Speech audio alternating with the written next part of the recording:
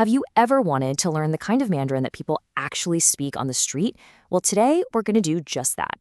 We're going behind the scenes of a Chinese New Year's Eve, following two friends as they make last-minute plans, share their dreams, and ring in the new year. Let's break down their whole conversation and pick up some awesome phrases you can use in real life. You know that feeling, right? It's a holiday, you want to make some spontaneous plans, but you're just not quite sure how to get the words right in a new language? That is exactly how our story kicks off, with a simple phone call that ends up turning into a pretty unforgettable New Year's Eve. So, picture this. It's the very last day of the year, and one of our friends is totally stuck at the office, working overtime. Yeah, not exactly the big party she had in mind. But then, out of the blue, a phone call comes in that changes everything. Okay, this is just a perfect little snapshot of a real everyday conversation. It starts out super casual with a "come out for coffee," but boom, it hits a snag with that classic reply, "I'm working overtime." But notice how fast her friend pivots with a way better offer. "I'll treat you to hot pot." Now that's a much more tempting invitation, isn't it? And just like that, their New Year's Eve plan is officially on. Now, they're not just going to any old hot pot place. Nope, they're heading to a Wang Hong Dian. This is such a great piece of modern slang to know. Wang means internet, and Hong means popular or famous.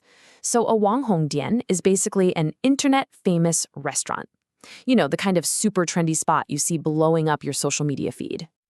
All right, so the friends have made it to the restaurant, and as the hot pot is bubbling away, the conversation, as it often does, starts to get a little more personal.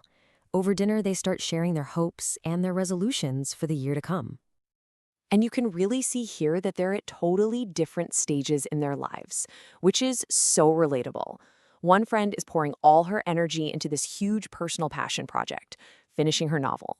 Meanwhile, the other is looking ahead to a massive relationship milestone, getting engaged. Both are incredibly important, life-changing goals. And it sounds like one of those goals might be right around the corner. She shares this absolutely adorable detail. She actually caught her boyfriend secretly measuring her ring size, or 戒指圈号, 戒指圈号. I mean, that's a pretty clear sign a proposal is on the way. Okay, this next part gives us a really important cultural insight. When she's asked about a past relationship, the other friend says, 看缘分吧, which basically means, let's see what fate decides. Yuanfen is this beautiful, deep concept of a destined connection that brings people together. It kind of suggests that if a relationship is truly meant to be, it's just going to happen, naturally. So, dinner's done, and with full stomachs and happy hearts, the friends head over to a jazz bar to count down to midnight. This change of scenery brings a whole new set of vocabulary for us to describe the atmosphere. One of the friends is super impressed with the bar, and she mentions that the jazz band is actually really well known. This leads her to say the place has 有品味, which means it has good taste. It's just the perfect way to complement the sophisticated, cool vibe of their evening. So this slide is basically your go-to for setting the scene. They're at a jazz bar, a 爵士酒吧, with a really fantastic fun way or atmosphere. They even compare it to last year's 狂欢, which is like a wild party or carnival, at a nightclub. It just goes to show they're looking for a more relaxed, tasteful vibe this time around. All right, this is it, the final moments of the year. You can just feel the energy in the room as everyone starts the countdown. 3.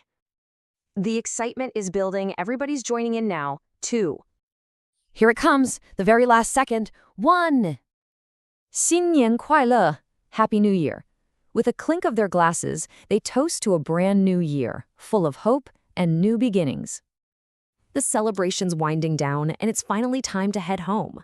This brings us to our last, and honestly, maybe the most practical part of their conversation, calling for a ride. Okay, this is super useful stuff for anyone traveling in China. Just notice the key details they have to confirm. First, the exact location.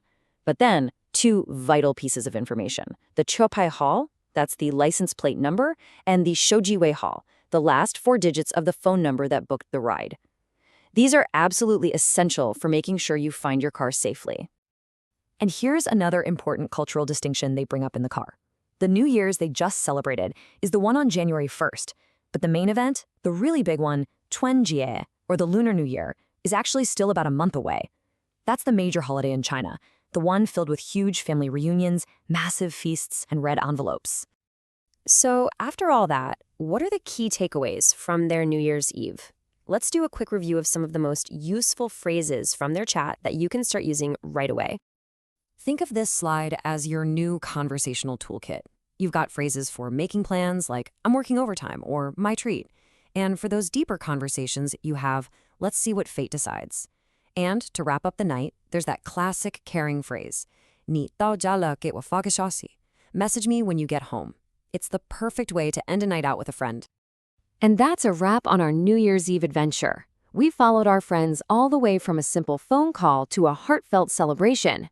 So now it's your turn. Inspired by their conversation, what's your main goal for the new year? Go ahead and share it in the comments below.